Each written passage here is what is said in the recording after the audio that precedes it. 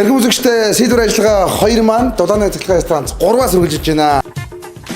Сөдөл үеийн хамт олонтой орж уулзъя. Сайн бацгаана уу? Бүр эгнээ зогсцоод байна шүү дээ. Туркийн алдарт брэнд энэ Сэдвэр гэж хутлаа нисэдэг. Тэгээд нэг хутлаар цаана өгдөгдгөн. Тэгээд хамгийн одоо гоё хуталтай хүнд бэлгэлж байгаа. Тэгээд нөгөө нэг дээр үед нэг солиод авцгаа явдаг л тэр шиг дээ. Тэгээд ингээ хараад исэн ч юм бол тэр их чинь хутлууд бас галханаад байна. За ингээд энэ Туркийн брэнд байгаа. Тэгээд чи баяр хүргэе. Энэ бэлгийг авснаар та бидний 50 байгууллага явж байгаа. 50 байгууллагын 50 залуучуудын хооронд нь цуглаагаар өрсөлдүүлээд эх оны сүүл хэсгээр гадаад руу аялах хэрхэн бичгээс яах юм. Сулаанд орчих гэсэн үг шүү. За суглаа шүү.